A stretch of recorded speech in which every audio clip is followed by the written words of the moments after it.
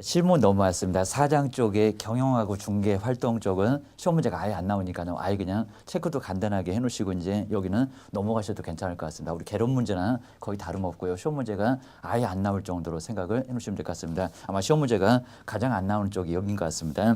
자, 첫 번째 우리 일절의 경영. 자, 경영은 이제 앞으로 이제 실무하실 때 경영을 하실 겁니다. 그럼 경영은 어떤 특징을 갖고 있는지. 자, 시험 문제 전혀 안 내본 건 아니고요. 시험 문제를 예전에는 내본 적이 있었습니다. 특징이 아닌 것은 시험 문제를 내본 적이 있었습니다.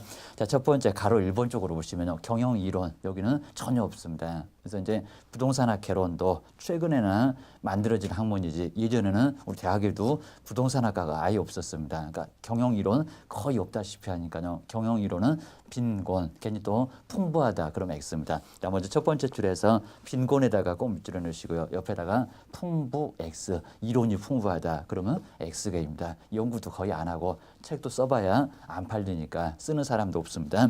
자, 두 번째는 주의하시고요. 수요자, 공급자는 고정돼 있을까요? 아니면 고정되지 않을까요? 자, 괜히 또 돈 있는 사람만 집 산다 이렇게 생각하실 것 같습니다. 자, 안 그렇습니다. 월세, 전세도 다 있습니다. 자, 결국에는 수요자, 공급자는 고정되어 있지 않습니다. 비고정성이 맞습니다. 옆에다가 고정성 X, 꼭 반대말을 꼭 써놓으셔야 됩니다.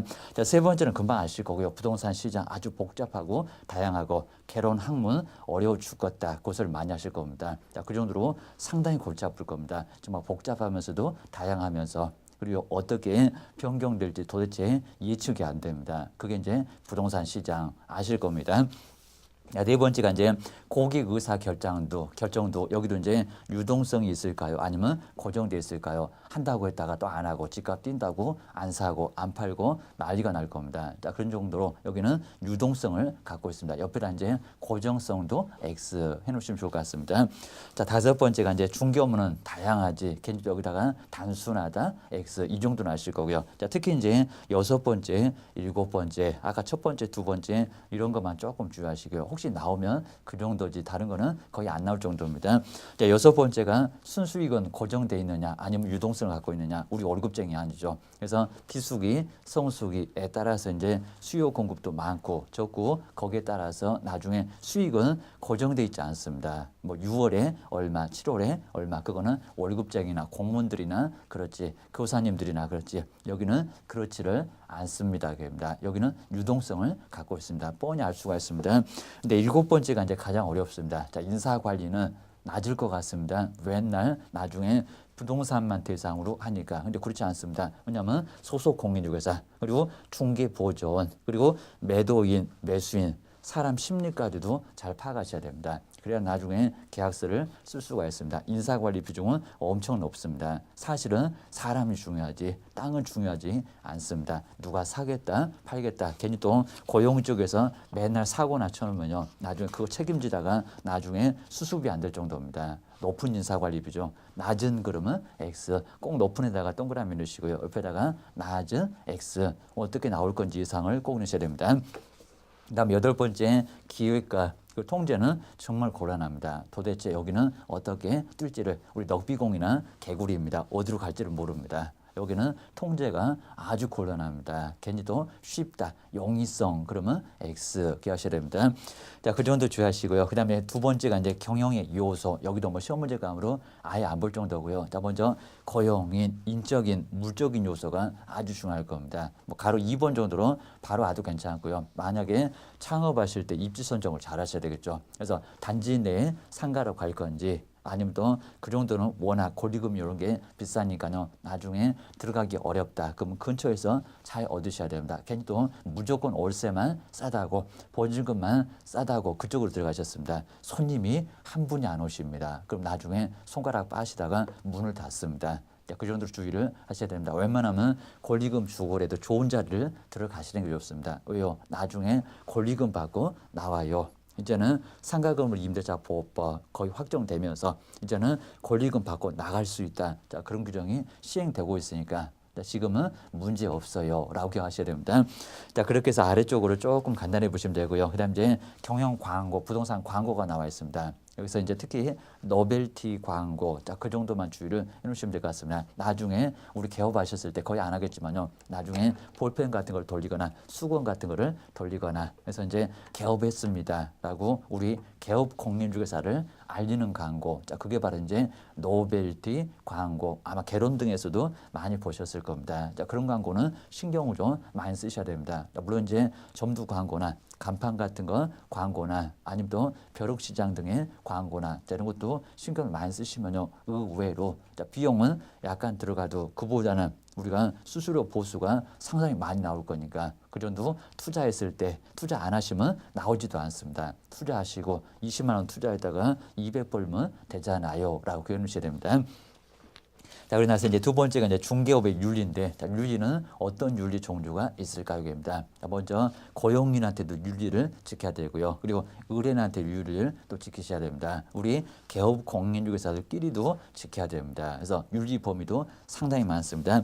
자, 먼저 첫 번째 가로 1번에 중개 의뢰인 찾아오신 분한테 여기는 무례하시면 안 되겠죠. 그래서 나중에 실무교육 받으실 때, 우리 연수교육 받으실 때, 그리고 직무교육 받으실 때 다 직업윤리가 다 들어가 있습니다. 자, 인사하는 법도 알고 계셔야 되고요. 나중에 손님 대할 때 어떤 예의를 지킬 건지, 명함은 어떻게 받을 건지, 그리고 인사는 정말 어떻게 할 건지 그런 여부를 다 배우게 된다는 겁니다. 서비스 분명히 잘 지키셔야 됩니다. 자, 그랬을 때 나중에 또 찾아오고 싶은 마음이 들지, 나중에 오든지 말든지 소가 정말 닭보듯 하고 계시면요. 나중에 나가서는 아주 버리장머리 없다고 소문 다 내놓습니다. 동네 장사다 보니까 안 돼요. 큰 문제가 발생합니다. 아주 친절하게 하시면 그 집으로 가봐라. 아주 그냥 손님 다 몰아줍니다. 주의하셔야 됩니다. 초심을 잃어보지 말라고 했는데 다 잃어버리는 것 같습니다. 가로 2번은 이제 공중윤리. 여기는 여러 사람 하고의 윤리 지켜야 됩니다. 여기는 국민하고의 윤리. 아까는 한 분 찾아오신 분 중개 의뢰인. 여기는 여러 사람 국민하고도 윤리를 지켜야 될 필요가 있을 겁니다. 재정 목적에도 나오지 않습니까? 입니다. 세 번째가 이제 우리 개업 공인중개사들끼리 똘똘 뭉쳐서 괜히 또 회원사, 비회원사 해가지고 나중에 비회원사 왕따시키지 마시고 계십니다. 나중에 그것도 이제 문제가 될 수가 있을 거니까요. 공정거래위원회에서 시정명령 같은 거 떨어질 수가 있습니다. 주의하셔야 됩니다. 우리 등록 취소에도 나오잖아요. 기하셔야 됩니다. 그럼 네 번째가 이제 고용인, 내가 고용했다고 월급 준다고 함부로 하시면 정말 안 됩니다. 거기도 사장님으로서 예의는 좀 지키시라는 겁니다. 자, 그래야 나중에 소속도 그리고 중개 보존도 사장님을 받들지 나중에 받들지 않을 겁니다. 주의하셔야 됩니다. 자, 세 번째가 이제 중개 활동의 의의나 그 과정이 나와 있습니다. 옆에 이제 준비 단계부터 그리고 접근 단계, 현장으로 안내하는 단계 이런 과정이야 아주 간단하니까요. 한번 참고만 해주시고요. 그러니까 여기는 시험 문제 안 나올 만하겠죠. 뭐 시험 문제 늘 만한 게 아예 없을 정도. 여기는 간단하게 보셔야지. 괜히 또 시험 문제 나오지도 않는데 시험장 가보시면 아예 근처에도 아예 안 나올 겁니다. 간단하게 봐주셔야 됩니다. 자, 뒤쪽에 이제 네 번째가 이제 중개 기법이 나와 있습니다. 여기도 이제 중개 기법은 자, 대신에 자, 두 번째 아이다에 올리는 시험 문제를 내본 적이 있습니다. 자, 그것도 최근에 여기서 이제 아이다에 올리 내놓고 그 후에는 거의 안 내고 있는데 자, 지금 거의 10년이 가까울 정도로 아예 시험 문제를 여기 경영 부분은 아예 안 내고 있습니다. 또 시험 문제 낼 때 여기서 마지막으로 냈었습니다. 주의하셔야 됩니다. 자, 먼저 첫 번째 아이다에 올리를 꼭 주의하시고요. 그 순서가 맞는 것은 그리고 순서에 해당되는 설명이 맞는 것은 옛날에는 설명 갖고 시험 문제를 냈었습니다. 흥미 단계인데 욕망 단계처럼 설명을 했으니까요. 주의하셔야 됩니다. 자, 먼저 가로 2번 쪽에 이제 아이다의 원리를 보실까요? 자, 먼저 항상 모든 판매 활동은 이 아이다의 원리를 다 거칩니다. 부동산도 마찬가지입니다. 자, 물건 하나 파는 건 다 아이다의 원리를 거칩니다. 자, 첫 번째 우리 동그라미 1번에 이제 A, 어텐션입니다. 주목 단계. 자, 신문에다가 광고를 먼저 내실 겁니다. 물건 좋은 물건 나왔습니다. 자, 그거 보고 사무소에 오고 싶다라고 속된 말로 좀 미끼를 좀 던지셔야 됩니다. 그게 이제 첫 번째 주목 단계. 두 번째입니다. 두 번째가 이제 2번에 흥미 단계 이제 I죠. 그러면 여기는 인터레스팅입니다. 와서 흥미를 일으키게 좀 하시라는 겁니다. 관심 없게 하시면 안 될 거고 여기다. 그다음 이제 세 번째가 욕망 단계 이제 D입니다. 디자이어입니다. 그 욕망 단계는 도저히 안 사면 잠을 못 자겠다. 라고 잘 설명을 해주시라는 겁니다. 특히 이제 셀링 포인트, 주거용 같으면 쾌적성, 상업용 같으면 돈 많이 번다, 수익성, 농업용 같으면 나중에 생산이 많이 된다, 생산성, 이런 여부를 공업용도 마찬가지일 거고, 우리 개론에서 배웠잖아요. 그럽니다. 자, 그런 여부를 셀링 포인트, 괜히 또 엉뚱하게 무슨 주거용에다가 생산성, 그러고 있어 번지수가 전혀 안 맞습니다. 그래갖고 실무하겠습니까? 입니다. 전혀 설득력이 없으니까 귀 딱 막고 나가서는 절대 사무소에 안 옵니다. 옆집에 가서 계약서 쓰고 있습니다. 욕망 단계고요. 욕망 단계 다음에 그다음 이제 액션 단계 A입니다. 자, 그게 이제 계약서에 사인하는 단계. 첫 번째 주목 단계, 주목을 끌어야 되고, 두 번째가 흥미를 일으키게 하고, 사무소에 찾아오면 광고 보고 찾아오면 흥미를 좀 느끼게 하시라는 겁니다. 자, 세 번째 저거 꼭 사야 되겠다. 욕망 단계 거쳐서 그다음에 계약서에 사인하는 단계. 그래서 여기는 네 단계 AIDA 무슨 단계? 아이다의 원리 기억하셔야 됩니다. 경상도 사투리 아니라고 했으니까요. 주셔야 됩니다. 자, 그런 단계가 여기를 거쳐 가야 되고요. 이제 하나는 이제 만족 단계라고 있지만 그냥 우리는 4단계 정도만 기억을 해 놓으시면 될 것 같습니다. 자, 뒤쪽에서 이제 중개 대상을 우리 개론 등에서 배우셨죠. 셀링 포인트라고 해서 이제 판매의 소구점보다는 강조점, 포인트가 강조점이니까. 자, 그렇게 해서 판매하실 때는 금방 봤습니다. 주거용에서는 어떤 용도를, 어떤 내용을 나중에 강조를 해야 우리 매도 매수인 쪽에서 사거나 팔거나 할까 요게입니다. 당연히 쾌적성 이게 쪽입니다. 환경이 아주 좋다게입니다. 대신에 우리 장사할 때는 거기는 쾌적한 것보다는 돈을 일단 많이 벌어야 될 거니까 거기는 수익성, 그리고 공업용이나 농업용은 뭐가 많이 나와야 될 거니까 그러면 생산성, 자, 그런 부분을 셀링 포인트로 잘 지적을 해 주시라는 겁니다. 그래야 나중에 사거나 팔거나 그렇죠. 자, 그입니다. 자, 개론 등에서는 꼭 한 문제 정도 나오니까 주의하시고요. 그 다음 이제 가로 2번에 약간 더 중요한 게 나오죠.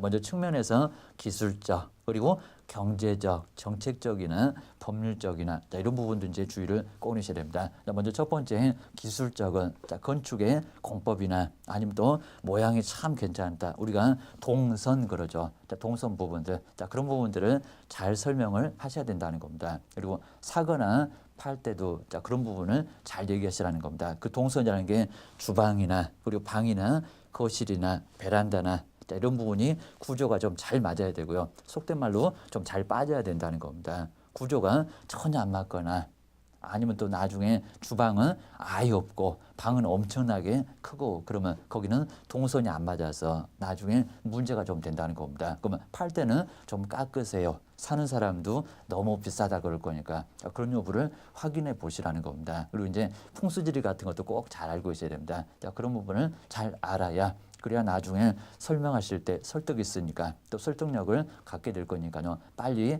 사거나 팔거나 하게 된다는 겁니다. 괜히 또 현관문하고 화장실이 꼭 마주보고 있고 복달아 나니까 안 좋다고 합니다. 거울 같은 것도 함부로 세워놓으면 안 되고 나무도 너무 큰 나무는 안 좋고 그럽니다. 자, 그런 거는 꼭 알고 있어야 됩니다.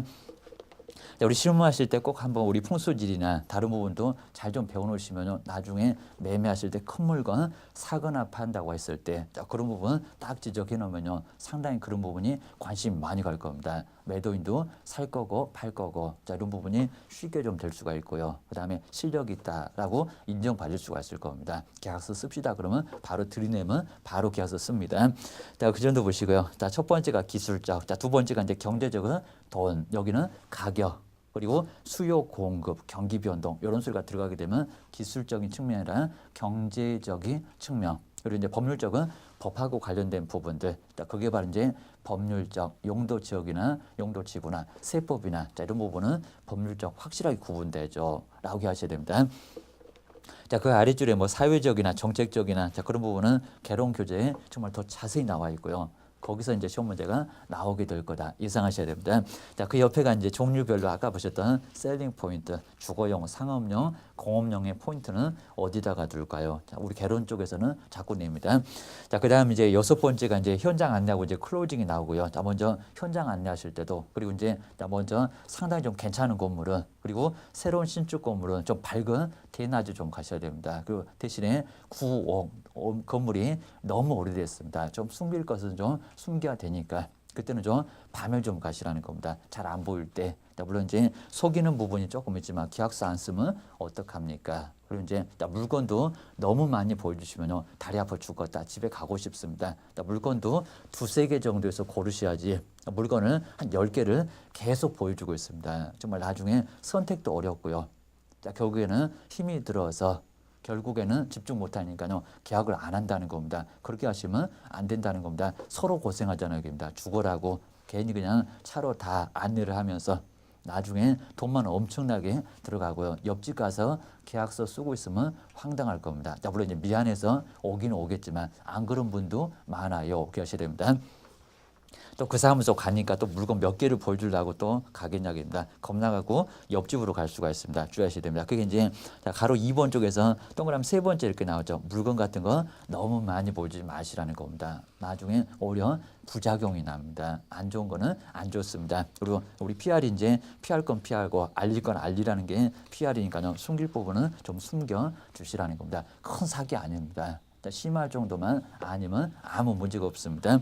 자, 그 다음 이제 두 번째가 우리 불만 처리. 그 다음에 가로 2번에 우리 클로징은 약간 중요합니다. 자, 거기는 실무 쪽에서는 그래도 알고 계시면 많이 좋을 거니까요. 클로징. 우리 클로징은 끝을 맺는다. 고슬입니다. 어떻게 도대체 끝을 맺을 건지. 자, 어떤 분은 설명을 정말 엄청나게 잘하시고요. 정말 아예 합격을 100점으로 합격을 했는지 수석으로 합격을 했는지 설명 못하는 게 정말 없습니다. 다 합니다. 막 등기가 됐건 세금이 됐건 공법이 됐건 조목조목 설명을 정말 잘하는데 나중에 계약서를 못 씁니다. 계약서를 좀 들이대셔야 될 건데 서명만 잘해놓고 계약서를 못 쓰니까 계약서는 옆집에 가서 근데 옆집은 또 설명을 더럽게 못하는데요. 나중에 계약서 들이대는 건 잘합니다. 무조건 오기만 하면 막 들이대니까 계약서를 막 쓴다는 겁니다. 계약금도 100만 원이 됐건 막 1000만 원이 됐건 무조건 받아 놓습니다. 그럼 코 끼면은 결국에 계약을 할 수밖에 없을 겁니다. 뭐가 더 낫겠습니까? 설명을 뭐하러 그렇게 잘하십니까?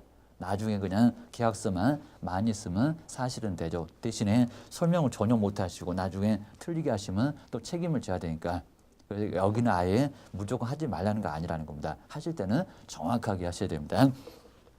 자, 먼저 동그라미 2번 정도는 우리 시험 문제감으로 약간 될 수가 있고요. 자, 먼저 클로징 기법의 첫 번째 점진적인 확인법, 점진 그걸 쓰죠. 여기 이제 점진은 하나씩 확인해보고 계약서 씁시다. 입니다. 보증금 5천 됐죠. 월세 20만 원 됐죠. 그리고 이제 권리금 문제 없죠. 계약합시다 라고 하시면 된다는 겁니다. 확인을 하나씩 지금 다 문제 없지 않냐고. 그래서 나중에 계약서 그냥 들이대면 안 되니까 입니다. 하나씩 확인하시고 점점 나아가 보라는 겁니다. 계약서 들이대시면 써요. 자, 그입니다. 자, 두 번째가 이제 요 니은번의 계약 전제법. 요걸 가장 많이 씁니다. 계약이 된 것처럼 아예 전제를 해서 계약 전제법입니다. 그런 방법으로 계약서를 쓰시면 쉽게 된다는 겁니다. 그 소리가 이제 도배 날짜 언제 잡을까요? 다 계약된 것처럼 이사 날짜 언제 잡을까요? 아니면 또 등기 날짜는 언제 맞출까요? 하면은 계약이 다 된 것처럼 해서 계약서를 쓸 수가 있다는 겁니다. 자, 이런 방법이 가장 좋아요. 입니다. 얼버무릴 때 계약서 들이대면 아니면 써놓은 거 있으면 사인만 하세요. 라고 해서 계약서를 쓰면 된다는 겁니다. 기억하셔야 됩니다. 나중에 실무할 때 정말 필요할 거고요. 다음에 디귿번은 이제 부분 선결법. 여기도 주의하실 게 이제 부분 선결법은 자 먼저 선결 결정할 게 먼저 있다는 겁니다. 아직은 확정이 안 돼서 좀 불안해서 아니면 또 돈이 약간 부족해서 보증금 5천을 마련 못하니까 그러면 조금 낮출까요? 3천으로. 월세를 약간 높일까요? 라고 해서 이제 계약서를 쓰시면 된다는 겁니다. 부분 선결법 의사결정을 아직 못했다는 겁니다. 위에는 의사결정을 다 했는데 약간 차이가 있습니다. 기억하셔야 됩니다. 자, 세 번째는 부분 선결법 아직 의사결정 못하고 있는데 계약서를 막 들이대면요. 거부감 때문에 잠깐 나갔다 올게요. 다시는 안 옵니다. 주의를 하시라는 겁니다. 그래서 이제 낮출 건 좀 낮추고 다시 맞출 거는 다시 맞춰보라는 겁니다. 그래야 계약서를 써요. 자, 그입니다.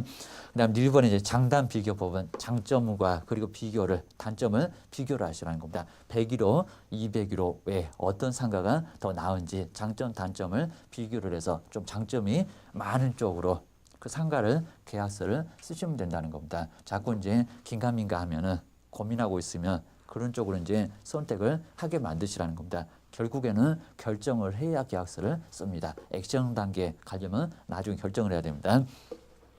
그다음 이제 우리 미음번 그리고 비읍번 요 두 개가 정말 나중에 잘못 생각하시면 여기가 정말 어렵습니다. 여기가 이제 유사하니까 항상 우리 시험 문제는 유사품에 좀 주의를 하셔야 됩니다. 나중에 헷갈립니다.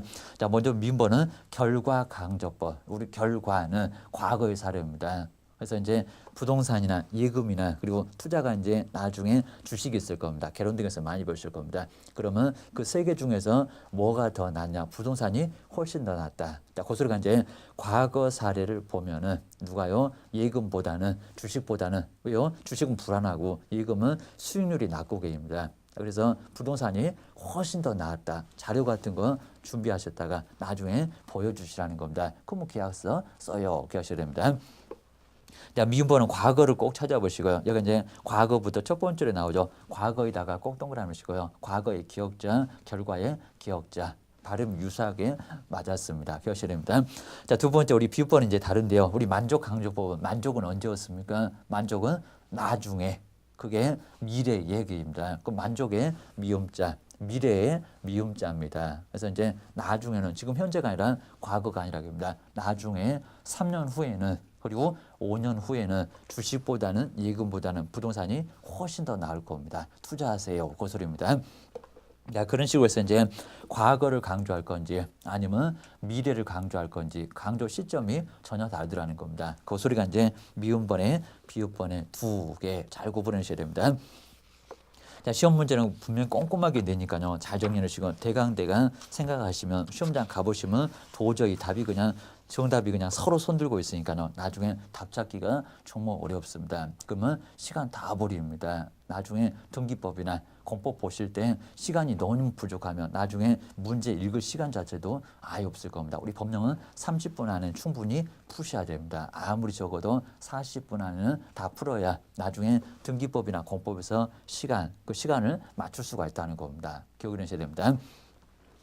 조목조목 계속 풀고 계시다 괜히 또 법령에서 1시간 걸리면 이제 절대 났습니다. 큰 문제가 발생하니까 꼭 주의하셔야 됩니다. 빨리 푸셔야 됩니다. 보자마자 정답 다 그러라는 게 아니라 한 60점이나 70점 정도는 보자마자 정답 나오는 정도가 꼭 있어야 된다는 겁니다. 그래야 시간을 맞출 수가 있습니다. 자, 모의고사도 많이 풀어보시고 하셔야 나중에 시험장 가서 당황하지 않지. 괜히 또 시험장 가셔갖고 엄청나게 당황하셔갖고 실력은 충분히 되는데 나중에 체크 요령이나 이런 걸 안 해보셨다가 시험장에서 많이 당황하신다는 겁니다. 답안지 맨날 바꾸고 난리가 나버립니다. 기억하셔야 됩니다. 자, 먼저 첫 번째 이제 우리 5장 쪽으로 한번 넘겨보시고 5장에서 이제 한번 보실 게 이제 거래계약 그리고 거래계약서 작성 여기는 한 문제 정도는 나옵니다. 꼭 주의하셔야 됩니다.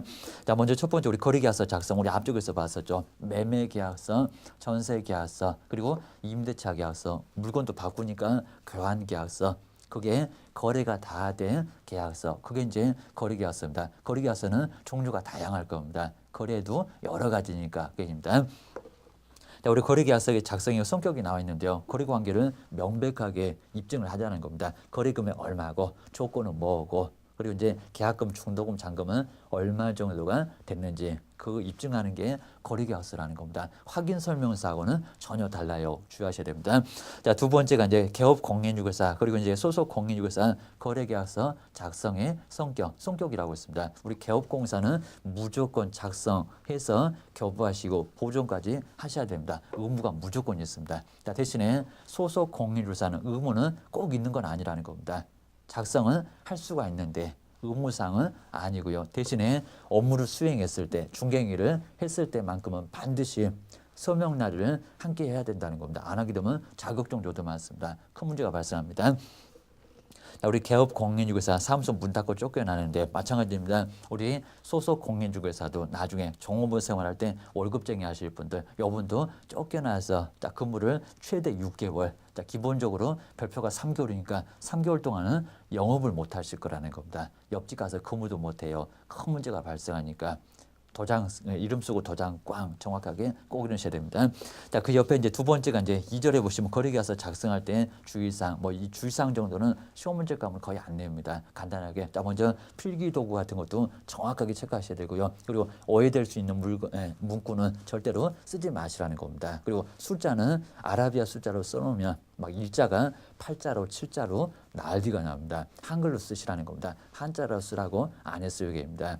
반드시 그렇게 쓰셔야 문제가 없다는 겁니다. 그리고 보존도 5년 동안이나 해야 되니까요. 필기구도 잘 선택해야지 막 번져갖고 보존도 어렵고 나중에 거기다 제재 때리지는 않겠지만 큰 문제가 될 거라는 겁니다. 왜냐하면 잃어버리고 다시 찾으러 옵니다.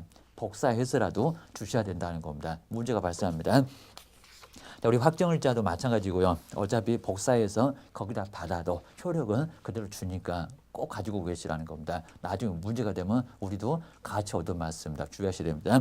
자, 두 번째가 이제 거래 당사자 인적사항, 그 매도 매수인의 인적사항, 주소, 성명, 그리고 전화번호까지 정확하게 기재하셔야 됩니다. 뭐 시험 문제는 그 정도는 안 내고요. 그입니다.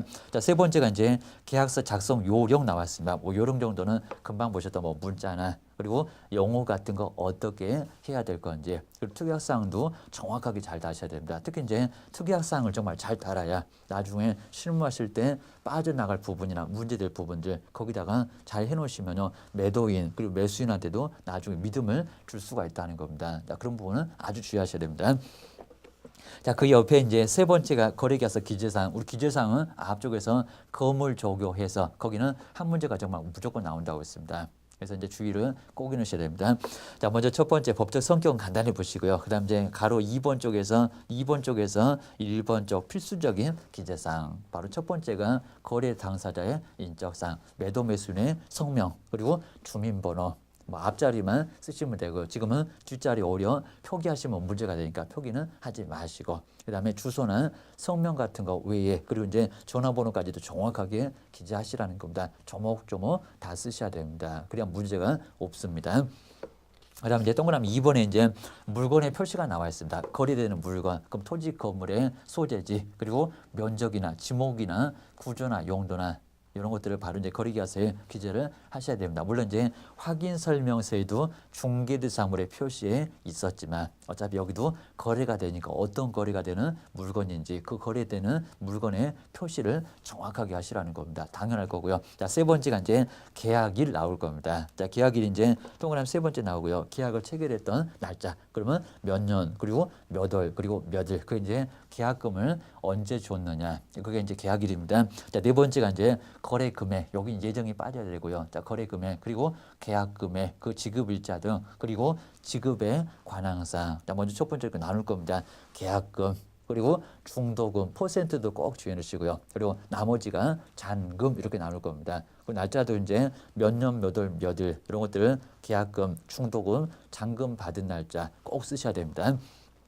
보통 이제 꼭 그러라는 소리는 안 했지만요. 딱 계약금은 10% 정도로 하셔야 됩니다. 근데 우리 판례가 있습니다. 우리 계약금을 자금하지 반 넘어가게 한 70%나 80%로 계약금을 받아놨습니다. 근데 갑자기 우리 매수인 쪽에서, 임차인 쪽에서 계약을 안 하겠다는 겁니다. 그랬을 때 그걸 다 몰수를 할 수 있을까요? 몰수를 못 할까요? 우리 판례가 나왔다는 겁니다. 주의하세요.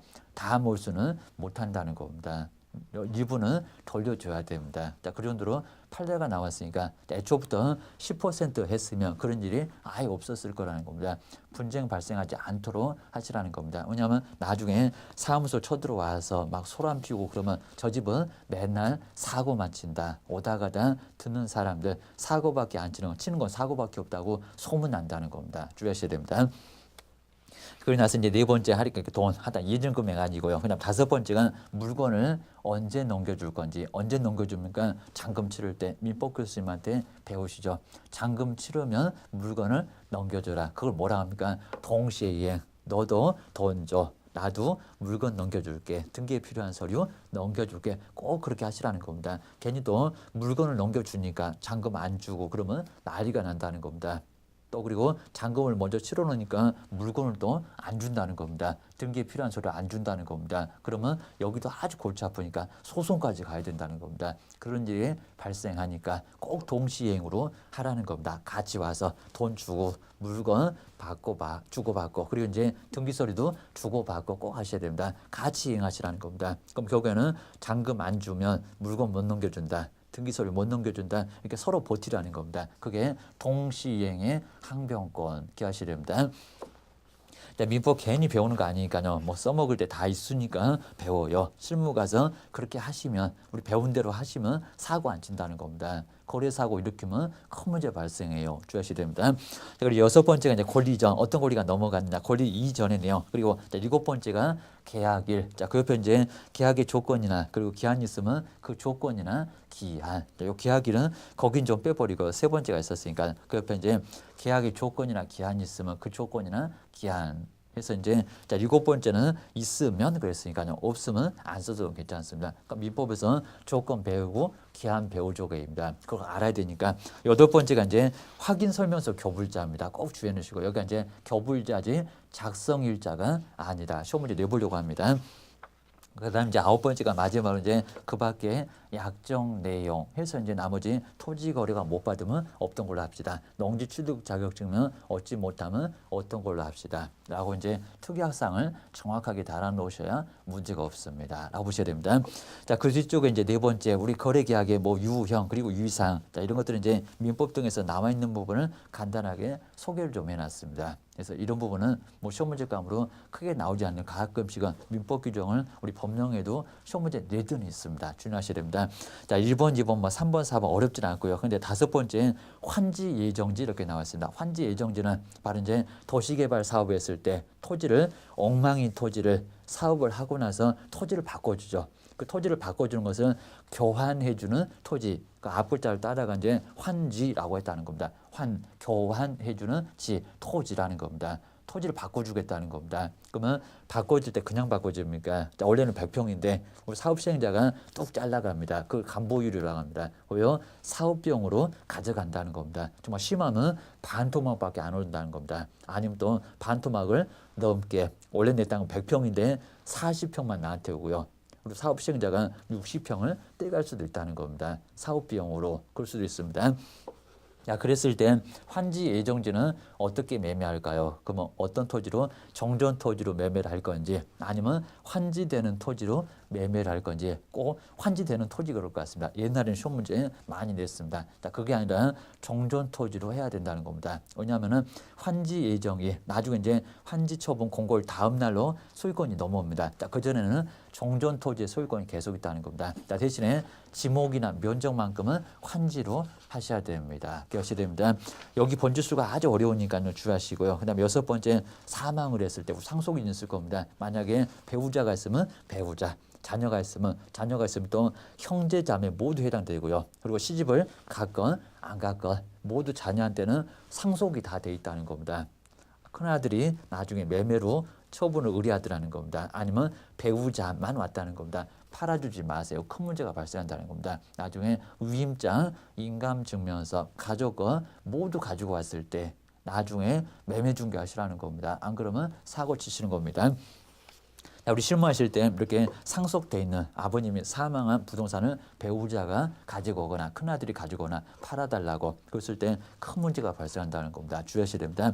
자, 뒤쪽에도 이제 가처분 그리고 11번째 명신다 이런 게 이제 조금 더 중요할 겁니다. 우리 9번째는 가처분. 우리 가처분은 처분을 못하게 꼼짝 못하게 막아놨습니다. 그러면 소유권 이전도 금지가 되고 소유권 이전 금지 가처분 배우실 겁니다. 그리고 저당권 설정 금지 가처분 그리고 전세권 설정도 지상권 설정도 다 모두 다 금지가 된다는 겁니다. 결국에는 팔아먹을 수가 없습니다. 어떻게 해요? 가처분을 말소시켜야 된다는 겁니다. 안 그러면 또 거래 사고를 일으켰어요. 큰 문제가 됩니다.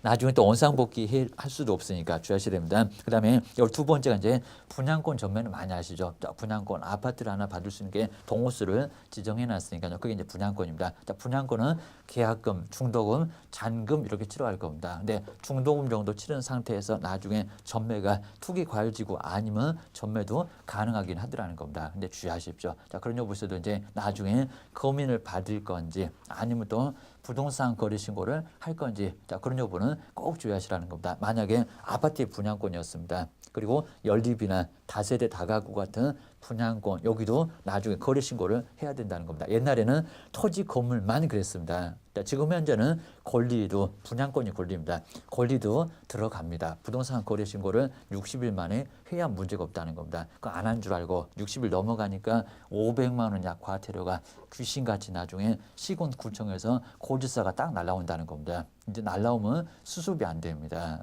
그 정도로 큰 문제가 된다는 겁니다. 우리 이제 교통처럼 꼭 그렇게 문제가 되니까 주의하셔야 됩니다. 그 옆에 이제 분양권 전매에서 나와 있죠. 이렇게 검인도 받아야 되고 부동산 거래 신고도 해야 되고 대신에 이제 우리 상가의 분양권은 잘 보시게 되면 주택법이나 그리고 정비법이었습니다. 도시 및 주거 환경 정비법 그 두 개의 분양권이다 보니까요. 분명히 주택이라는 겁니다. 그러면 상가의 분양권은 거래 신고를 할까요? 안 할까요? 그겁니다. 하겠습니까? 대상이 아니라는 겁니다. 주의하셔야 됩니다. 그럼 누구만? 주택만. 그러면 상가는 어떻게 할까요? 먼저 소유권 이전되면은 거민을 받으라고 했습니다. 우리 예전에 부동산 거래 신고 전에는 그러니까 아직도 등기법에는 거민이 나오지 않습니까? 거민을 받아야 된다는 겁니다. 그러면 교환이 됐건 그리고 증여가 됐건 부동산 거래 신고 대상이 아니니까요. 그리고 상가의 분양권도 뭐를 다 받으라고요? 거민을 받아야 된다는 겁니다. 거민을 받아야 나중에 거민용 계약서에 있으니까요. 그걸 받아야 나중에 등기 신청이 가능하더라는 겁니다. 안 그러면 못해요. 기하셔야 됩니다. 중간에 나와 있고 가로 2번 쪽에서 이제 동그라미 1번에 이렇게 나와 있습니다. 한 세 번째 줄에 상가의 분양권. 거기는 거민 대상, 부동산 거래 신고 대상은 아니지만 거민은 받아야 소유권 이전 등기가 된다는 겁니다. 안 그러면 등기를 못해요. 그 정도는 실무할 때 설명을 해줘야 됩니다. 그 정도로 해서 이제 가로 세 번째 투기 과열지구 우리 공법에서 많이 배우시니까요. 투기가 너무 뜨겁다. 과열지구. 거기가 이제 청약 경쟁이 5대2를 막 넘어갑니다. 그랬을 때는 전매 제한 딱 걸어놨으니까요. 나중에 이거 위반하면 3년 이하 징역 3천만 원 이하의 벌금을 받습니다. 3학년 3반에 입학합니다. 이런 쪽에서는 거래해 주시면 우리도 똑같이 처벌받으니까 하지 마시라는 겁니다. 한번 이제 보실게 투기 과열지구 기억하셔야 됩니다. 그 정도로 해서 이제 지금 보셨던 거 우리 거래계약서 그 부분만 시험 문제감이 약간 되고요. 앞쪽 경영 쪽 시험 문제감이 아예 아니고 여기는 간단하게 봐주시고 특히 이제 우리 앞쪽에 법령에서 이임 받지만요. 부동산 거래계약서에 필수적으로 기재할 사항들 그리고 이제 나머지 이제 민법 규정하고 관련된 부분들 그 정도에서 딱 하나 정도 거래계약서는 법령 쪽에서 나올 거니까요. 하나 정도만 예상을 꼭 해놓으시면 될 것 같습니다. 대신에 경영 쪽은 문제감이 아닙니다. 라고 생각을 해놓으시면 될 것 같습니다. 여기까지 보셨고요. 다음 시간이 약간 더 중요하니까요. 여기는 간단하게만 점검을 해놓으시면 좋을 것 같습니다. 고생 많으셨습니다.